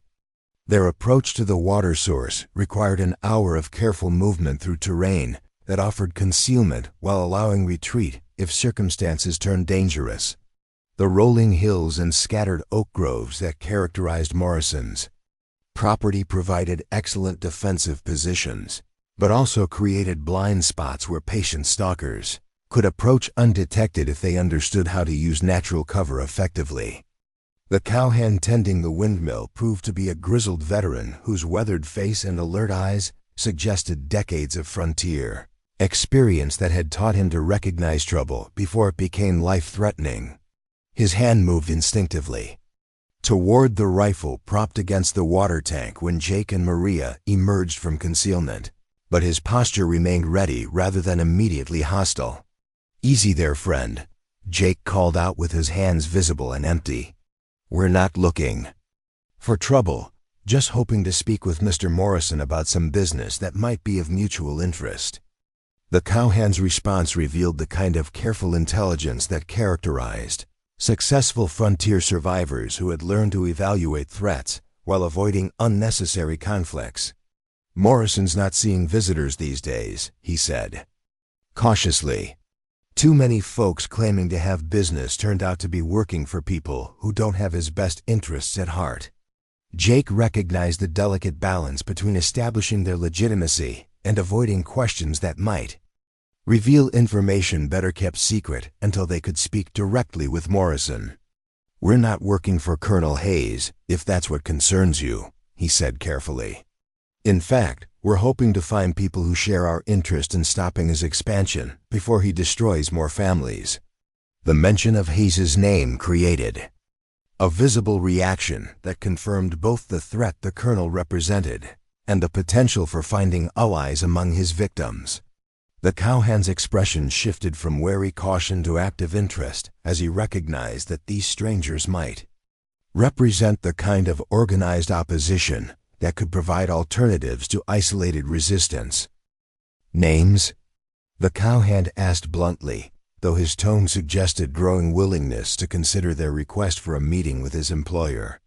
"Jake Thompson," Jake replied honestly, calculating that truth offered better prospects than elaborate deceptions that could be exposed through careful questioning. "And this is Maria Santos, whose family has been fighting Hayes's attempts to steal their land grants." The reaction to Maria's name was immediate and dramatic. The cowhand's eyes widened with recognition and something approaching reverence, as he realized he was speaking with the daughter of Antonio Santos, whose reputation for integrity and fair dealing had spread throughout the region. Maria's family name carried weight that opened doors and created trust in ways that no amount of careful explanation could have achieved. "Miss Santos," the cowhand said with obvious respect, removing his hat in a gesture of courtesy that acknowledged both her social position and her current circumstances. "Your father helped my brother's family keep their land when Hayes tried to claim it for unpaid taxes that weren't actually owed. Morrison will definitely want to speak with you, though. Getting you to the house safely might take some planning." The next hour involved careful coordination between the cowhand, who identified himself as Charlie Brennan, and Morrison's other defenders to create opportunities for Jake and Maria to reach the main house without being observed by potential spies who might be watching the ranch from distant positions. The elaborate security measures revealed both the level of threat Morrison faced and the resources he possessed for defending his property against organized attacks. Samuel Morrison proved to be a man in his 50s whose bearing combined the natural authority of successful leadership with the watchful alertness of someone who had learned to expect violence at any moment. His study was arranged for both comfort and defense, with heavy furniture positioned to provide cover and weapons strategically placed for rapid access. But his greeting carried genuine warmth as he recognized Maria and extended hospitality that transcended immediate security concerns. "Miss Santos," Morrison said with sincere pleasure, "your father is one of the finest men I've had the privilege of knowing, and you're welcome in my home regardless of the circumstances that brought you here. I only wish those circumstances were more pleasant for all concerned." The conversation that followed revealed the full scope of Hayes's campaign against established ranchers and the systematic methods he used to acquire properties through legal manipulation backed by the threat of violence. Morrison's account of harassment, threats, and actual attacks painted a picture of coordinated criminal activity that went far beyond individual business disputes to encompass organized conspiracy against legitimate property owners. "Hayes isn't simply expanding his holdings," Morrison explained grimly. "He's implementing a comprehensive strategy to control water rights throughout this entire region, which would give him power to determine who prospers and who fails among all the smaller ranchers and farmers. Anyone who opposes his plans faces escalating pressure until they either surrender or are destroyed. Jake listened with growing anger as Morrison detailed specific instances of Hayes's criminal behavior, recognizing patterns that could provide evidence for federal prosecution if properly documented and presented to authorities with jurisdiction over territorial crimes. The colonel's activities clearly violated multiple federal laws regarding property rights, conspiracy, and intimidation of citizens exercising legitimate legal rights. What kind of documentation exists for these criminal activities? Jake asked, beginning to formulate strategies for building legal cases that could expose Hayes's entire operation to federal scrutiny. Morrison's response revealed both the systematic nature of Hayes's crimes and the challenges of gathering evidence that would convince federal authorities to act against someone with powerful political connections. I've been keeping detailed records of every threat, every attack, and every attempt to manipulate legal proceedings, Morrison said, indicating a substantial safe in one corner of his study. But Hayes has been careful to maintain plausible deniability for the worst incidents, using intermediaries and making sure that witnesses are either eliminated or too frightened to testify. Maria's contribution to the discussion demonstrated her sophisticated understanding of legal procedures and the specific types of evidence that federal courts would require for successful prosecution of conspiracy charges. Pattern evidence can be more powerful than individual incidents, she observed. If we can document systematic targeting of multiple families using similar methods, federal prosecutors might be willing to proceed even without witnesses to specific crimes. The strategic discussion that followed transformed Jake's understanding of what they might be able to accomplish in Austin beyond simply protecting Maria from forced marriage. Morrison possessed extensive documentation of Hayes's criminal activities, while Maria's family held original land grants that established clear precedents for federal protection of legitimate property rights. Combining these resources with testimony from multiple victims could create the kind of comprehensive case that might succeed in federal court despite Hayes's local political influence. There's something else you need to know, Morrison said, his expression growing even more serious. Hayes isn't just operating on his own initiative. He's been receiving support from political figures in Austin who expect to profit from his success in consolidating control over regional water rights.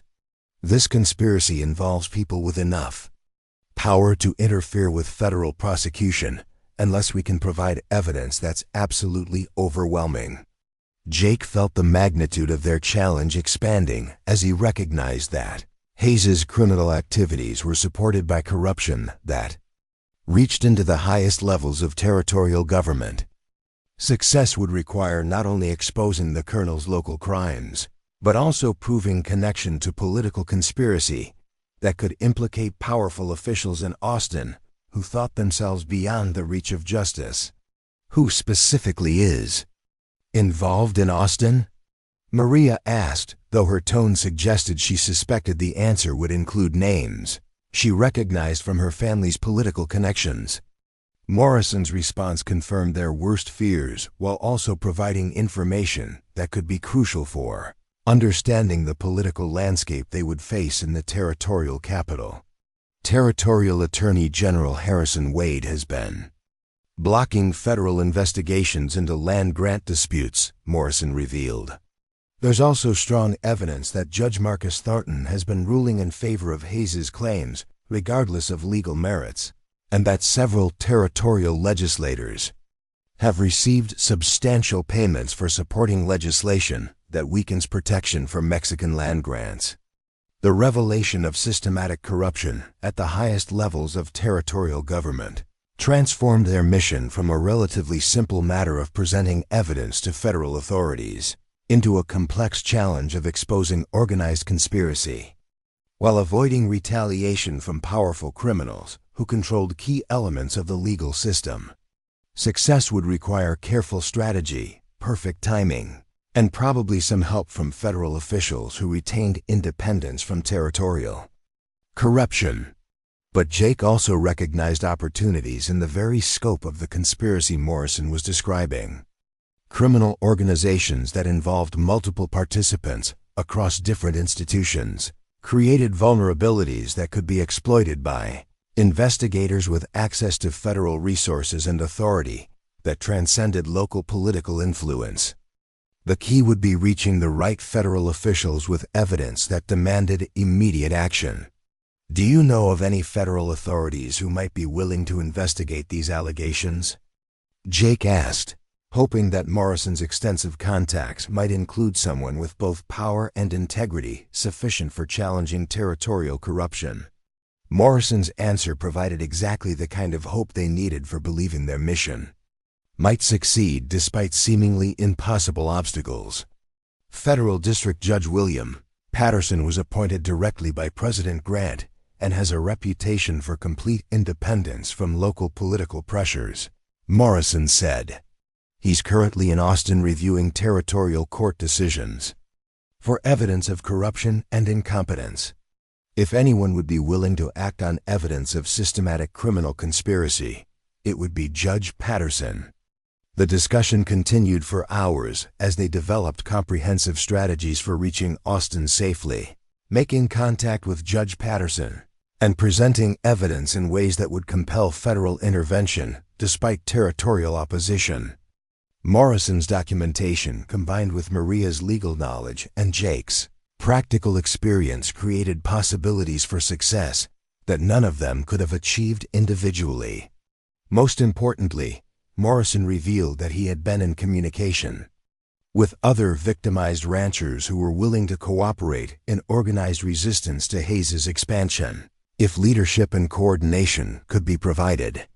The foundation for effective opposition already existed. What was needed was someone with the courage and knowledge to transform scattered individual resistance into unified action that could challenge Hayes's systematic criminal activities. Miss Santos, Morrison said with obvious respect, your education and family background make you uniquely qualified to provide the kind of leadership that could unite opposition to Hayes's conspiracy. But accepting such responsibility would mean abandoning any hope of personal safety and committing to a struggle that could take years to resolve successfully. Maria's response demonstrated the courage and vision that had motivated her flight from forced marriage and her determination to fight for justice rather than simply seeking personal escape. My father raised me to understand that privilege creates obligations to serve others who lack advantages, she said firmly. If my education and family connections can help protect innocent families from criminal predation, then using those resources becomes a moral duty rather than merely a personal choice. Jake felt pride and admiration swell in his chest as he recognized the magnitude of what Maria was committing herself to accomplish.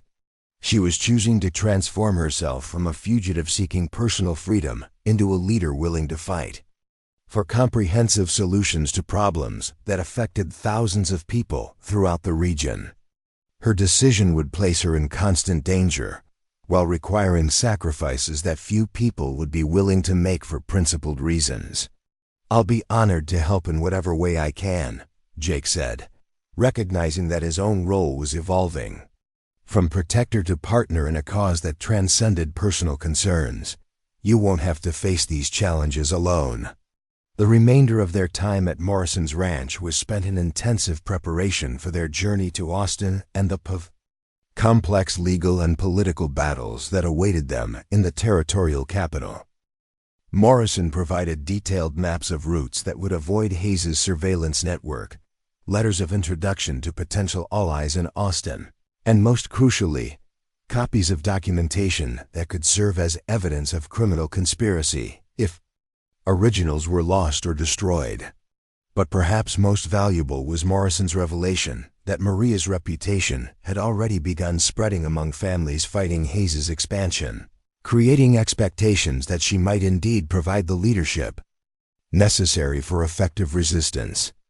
Her flight from forced marriage had become a symbol of courage that inspired others to consider opposition rather than submission to Hayes's demands. "People are talking about you throughout the region," Morrison told Maria with obvious pride. "Your willingness to risk everything rather than surrender to Hayes's manipulation has given others hope that resistance might be possible if enough good people stand together." The evening brought news that complicated their situation, while also providing opportunities they hadn't anticipated. Charlie Brennan returned from a scouting mission with intelligence that Hayes's men were conducting systematic searches of ranches throughout the area, apparently convinced that Maria was hiding somewhere in the region rather than continuing toward Austin or Mexico. "They're getting desperate," Charlie reported. "Word is that Hayes promised his political allies in Austin that the Santos problem would be resolved quickly and quietly. The longer Miss Santos remains free, the more questions start getting asked about why such resources are being devoted to what's supposed to be a simple family matter." Jake recognized the strategic implications of Hayes's increasing desperation and the political pressure that was apparently building around his failure to recapture Maria quickly.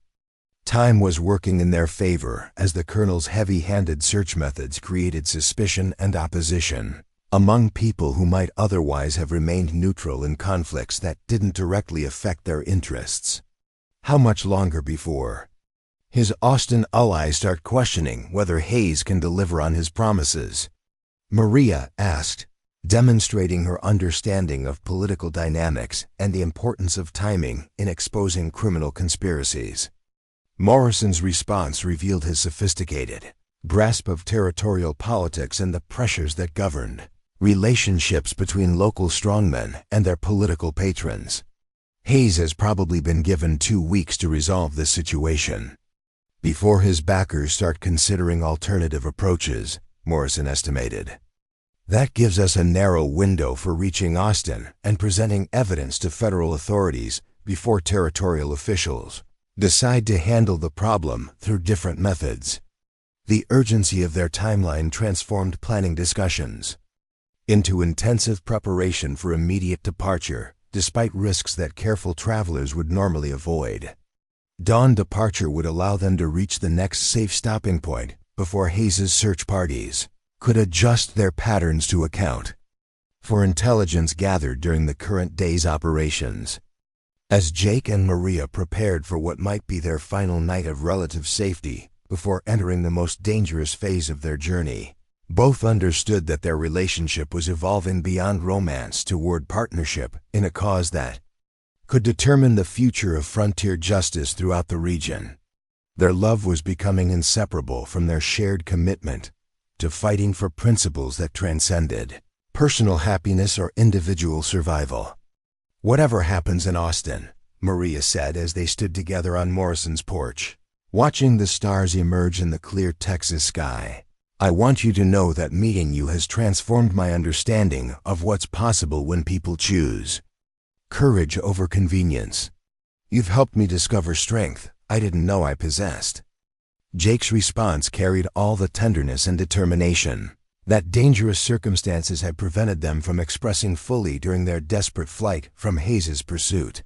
"You've given my life meaning and purpose that I thought were lost forever," he said, taking her hands in his.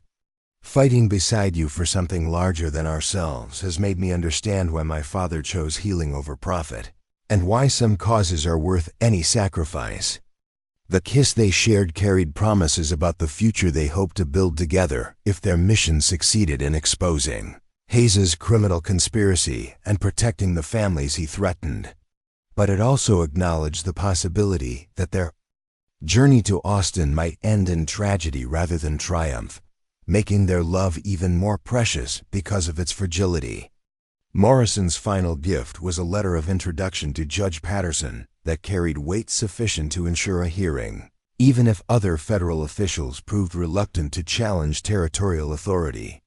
Judge Patterson served with distinction during the war and has never forgotten that federal law exists to protect citizens from exactly the kind of systematic oppression that Hayes represents, Morrison explained. If anyone will act on evidence of territorial corruption, it will be him. As dawn approached and final preparations were completed for their dangerous journey toward Austin, Jake found himself marveling at how completely his priorities had changed since discovering Maria in Devil's Canyon. A week ago, he had been a solitary drifter with no attachments beyond personal survival. Now he was committed to a cause that could reshape frontier justice, while partnered with a woman whose courage and vision inspired him to attempt things that seemed impossible. The road to Austin stretched ahead through hostile territory where discovery could mean death, but Jake faced the journey with anticipation rather than dread. For the first time in his life, he had found something worth fighting for that transcended individual concerns, and someone whose faith in him made even the most daunting challenges seem achievable through determination and shared sacrifice. Their love had been forged in danger and tested by impossible circumstances, creating bonds stronger than those formed during peaceful times when commitment carried fewer risks. Whatever awaited them in Austin, they would face it together as equal partners in a struggle that could determine whether justice or corruption would ultimately prevail in the American frontier. Austin sprawled across the hills like a promise half-kept, its limestone buildings gleaming white against the Texas sky while political intrigue swirled through streets, where territorial ambitions collided with federal authority in ways that would determine the fate of thousands. Jake guided their dust-covered horses through the bustling capital's outskirts, hyper-aware that every face in the crowd could belong to Hayes's agents, while simultaneously marveling that they had somehow survived the treacherous journey from Morrison's ranch without being captured or killed by the Colonel's increasingly desperate search parties. The past 3 days had tested every survival skill they possessed as Hayes's men tightened their surveillance network around all approaches to Austin, forcing Jake and Maria to use game trails, dry creek beds, and abandoned homesteads to avoid detection. Their final approach had required waiting until after midnight to slip past checkpoint guards who had been ordered to inspect every traveler matching Maria's description, regardless of documentation or explanations offered for legitimate business in the territorial capital. There, Maria pointed toward a modest boarding house that sat discreetly between a blacksmith shop and a general store, its plain facade concealing the kind of establishment that catered to travelers who preferred privacy over luxury. Mrs. Catherine Brennan runs clean rooms for people who need to conduct business without attracting unwanted attention. She's helped my father's associates before when territorial politics made hotels unsafe for Mexican businessmen. Jake felt relief wash over him as he recognized that Maria's knowledge of Austin's hidden networks might provide exactly the kind of sanctuary they needed while approaching Judge Patterson with evidence that could expose Hayes's criminal conspiracy. Their success would depend on remaining undetected long enough to arrange a meeting with the one federal official who possessed both authority and integrity sufficient for challenging territorial corruption at its highest levels. Mrs. Brennan proved to be a sharp-eyed widow in her 60s whose weathered hands and direct manner suggested decades spent helping travelers navigate Austin's treacherous political landscape. Her immediate recognition of Maria's name created visible relief, mixed with concern as she realized the magnitude of danger that her new guests were carrying into her establishment. "Miss Santos," Mrs. Brennan said with quiet warmth while quickly ushering them into a private parlor away from other guests who might be inclined toward gossip or worse. "Your father's reputation precedes you, child, though I suspect your current circumstances involve troubles that honest business can't resolve through normal channels." The next hour was spent in careful explanation as Jake and Maria outlined their mission to expose Hayes's criminal activities, while Mrs. Brennan evaluated their credibility and considered the risks of providing assistance to fugitives who were being hunted by some of the most powerful men in Texas. Her decision to help came only after examining Morrison's documentation and recognizing the scope of evidence they possessed for proving systematic conspiracy against legitimate property owners. Judge Patterson maintains chambers in the federal courthouse, but reaching him safely will require careful planning, Mrs. Brennan explained. Hayes has allies throughout territorial government who would be very interested in preventing certain evidence from reaching federal attention. You'll need to approach the judge through channels that bypass territorial surveillance entirely. The strategy that emerged from their planning session involved using Mrs. Brennan's connections within Austin's Mexican business community to arrange a private meeting with Judge Patterson at a location where territorial officials couldn't interfere or observe their conversations. The judge's reputation for integrity had made him trusted by immigrant communities, who frequently face discrimination in territorial courts controlled by corrupt officials.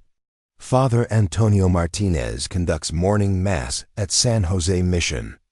Mrs. Brennan revealed. Judge Patterson attends regularly and often remains afterward to discuss legal matters affecting Mexican families who need federal protection from territorial persecution. If you could approach him there, your conversation would be protected by both sanctuary traditions and the judge's personal security arrangements.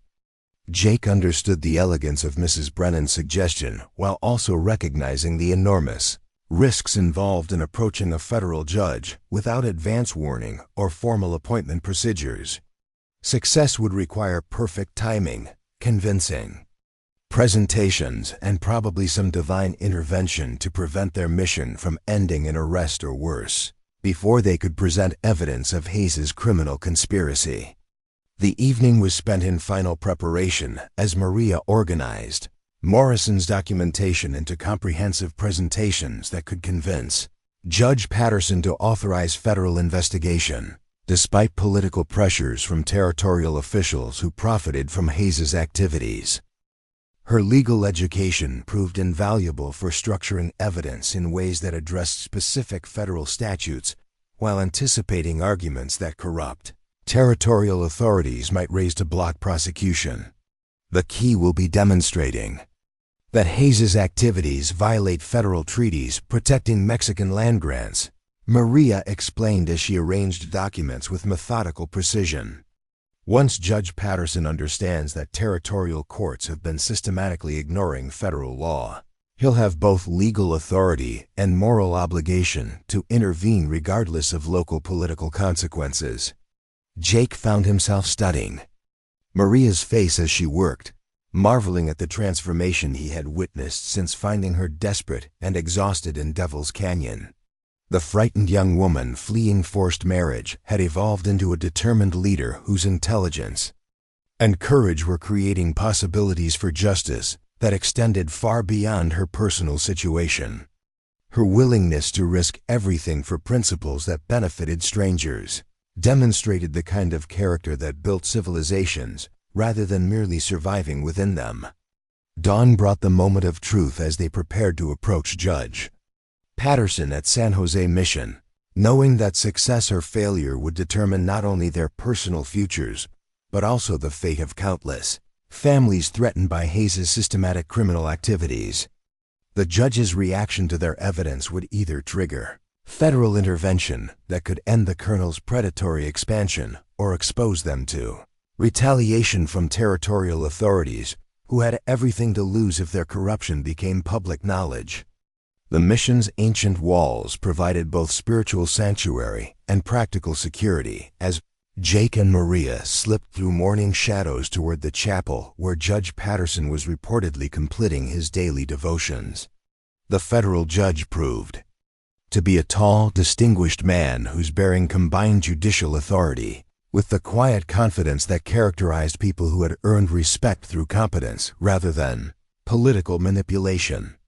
"Your Honor," Maria said with formal courtesy as she approached Judge Patterson in the mission's peaceful courtyard, "I am Maria Santos, daughter of Antonio Santos, and I carry evidence of systematic criminal conspiracy that violates federal law and threatens the rights of legitimate property owners throughout this territory." Judge Patterson's response demonstrated both surprise at the unexpected approach and professional interest in allegations that touched on federal jurisdiction over territorial affairs. Miss Santos, he said thoughtfully, your family's reputation for integrity precedes you, but approaching a federal judge through unofficial channels suggests circumstances that normal legal procedures cannot address adequately. The presentation that followed challenged every communication skill Maria possessed as she outlined Hayes's criminal activities while providing documentation that proved systematic violation of federal statutes protecting Mexican land grants. Judge Patterson listened with growing attention as evidence accumulated showing that territorial courts had been corrupted to support illegal seizure of properties that were specifically protected by federal treaties and constitutional provisions. This documentation suggests conspiracy that reaches the highest levels of territorial government. Judge Patterson observed after reviewing key pieces of evidence that established patterns of corruption extending far beyond individual cases. If these allegations can be substantiated through formal investigation, the implications would justify federal intervention under emergency provisions that override territorial judicial authority. Jake felt hope surge through his chest as he recognized that Judge Patterson was not only taking their allegations seriously, but also understanding the legal framework that could provide solutions to problems that seemed impossible to resolve through normal channels. The judge's reputation for integrity was being matched by demonstrated willingness to challenge corrupt territorial authority when federal law demanded such intervention. What specific federal actions would be required to protect legitimate property owners from continued criminal harassment? Maria asked, demonstrating her sophisticated understanding of legal procedures and remedies available through federal jurisdiction. Judge Patterson's response outlined comprehensive federal intervention that could permanently end Hayes's criminal activities while establishing precedents that would protect other families from similar predatory schemes. Federal marshals could be authorized to investigate territorial court corruption. Federal prosecutors could pursue conspiracy charges against all participants, regardless of their political positions, and emergency federal jurisdiction could be established to protect legitimate property rights until territorial governance demonstrates compliance with constitutional requirements. The conversation continued for over an hour as Judge Patterson examined additional evidence while questioning Jake and Maria about specific details that would be required for formal legal proceedings. His growing conviction that federal intervention was both legally justified and morally necessary created possibilities for comprehensive solutions that could transform frontier justice throughout the region. I want you to understand the magnitude of what you're requesting, Judge Patterson said seriously. Federal intervention in territorial affairs creates political consequences that extend beyond immediate legal issues to encompass relationships between territorial and federal authority that affect governance throughout the American West. Success requires evidence so overwhelming that political opposition becomes impossible to maintain. Maria's response demonstrated the courage and vision that had motivated her transformation from fugitive to leader, willing to challenge systematic injustice. Your Honor, my family's land grants represent generations of honest work and legal compliance that should be protected by federal law, regardless of political convenience. If we don't act now to stop Hayes's criminal expansion, his success will encourage similar conspiracies throughout the frontier that could destroy everything that makes American territorial governance worth preserving. Judge Patterson's decision came after careful consideration of both legal requirements and practical implications of federal intervention in territorial affairs. Ms. Santos, the evidence you've presented justifies immediate federal investigation. Under emergency provisions protecting constitutional rights, he declared with formal authority. I'm authorizing federal marshals to begin arresting conspiracy participants within 24 hours, starting with Colonel Hayes and proceeding through all territorial officials who have participated in systematic violation of federal law. The transformation that followed Judge Patterson's decision unfolded with the swift efficiency that characterized federal authority when directed by competent Leadership toward clear constitutional violations. Federal marshals arrested Hayes while he was meeting with territorial officials to coordinate final efforts to capture Maria, creating panic among corrupt politicians who suddenly realized their criminal activities were being exposed to scrutiny they couldn't control or manipulate.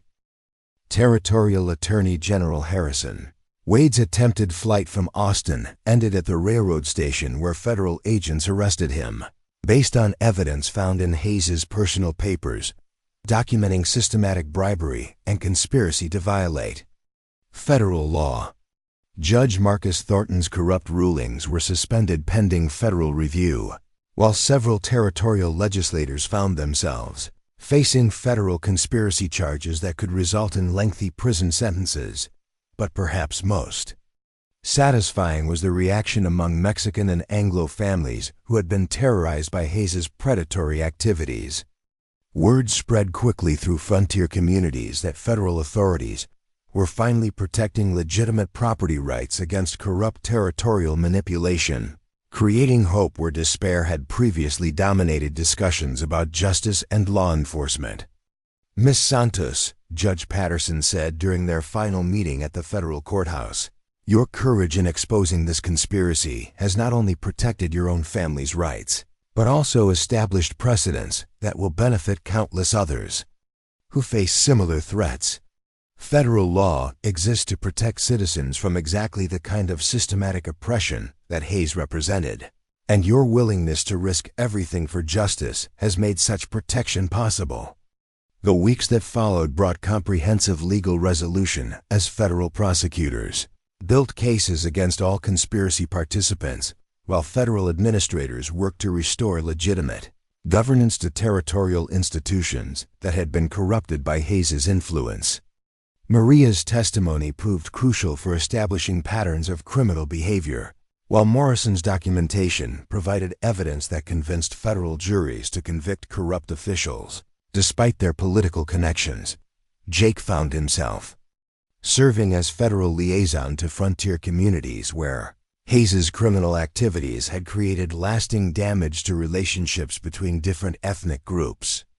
His veterinary skills and reputation for fairness made him trusted by both Mexican and Anglo families who needed help rebuilding cooperation that predatory manipulation had destroyed through deliberate exploitation of cultural differences.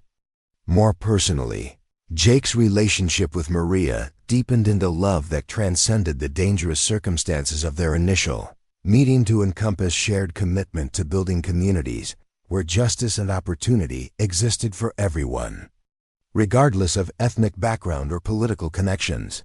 Their wedding at San Jose Mission was attended by families from throughout the region who had benefited from their courage in challenging systematic corruption. Mrs. Thompson, Jake said as they stood together on the porch of the ranch they had purchased with money recovered from Hayes's illegal activities, watching the sunset paint the Texas sky in shades of gold and crimson. Do you ever regret the choices that brought us together under such dangerous circumstances? Maria's response carried all the love and determination that had sustained them through impossible challenges while creating foundations for a future built on principles worth defending. Jake Thompson, she said with the smile that had captured his heart in Devil's Canyon, meeting you taught me that some risks are worth taking regardless of consequences, and that some people are worth fighting for even when victory seems impossible. I'll never regret choosing courage over convenience or love over safety. The ranch they built together became a model for cooperation between Mexican and Anglo families who discovered that shared prosperity was possible when people chose mutual respect over competition and exploitation. Their success demonstrated that frontier communities could thrive through inclusive policies that protected everyone's rights, rather than favoring one group at the expense of others. Jake's veterinary practice expanded to serve families throughout the region, while Maria's legal knowledge helped establish cooperative organizations that protected small ranchers and farmers from future predatory schemes. Together they created educational programs that taught both Mexican and Anglo children about constitutional rights and legal procedures that could protect their families from corruption and discrimination. Years later, when travelers asked about the origins of the unusually cooperative relationships that characterized their region, older residents would tell stories about a lonely cowboy and a desperate young woman whose love had grown from shared commitment to justice that transcended personal concerns. Their legacy lived on in communities where different cultures worked together toward common goals rather than allowing differences to create opportunities for exploitation and division. The carved turquoise bird that Swift Eagle had given Maria in Devil's Canyon held a place of honor in their home, reminding them that courage and compassion could indeed triumph over fear and hatred when people chose to risk everything for principles that created better futures for everyone. Their love story had become part of regional history, inspiring others to believe that individual actions could create transformative changes when guided by conviction that justice and dignity were worth defending regardless of personal costs. Up next, you've got two more standout stories right on your screen. If this one hit the mark, you won't want to pass these up. Just click and check them out.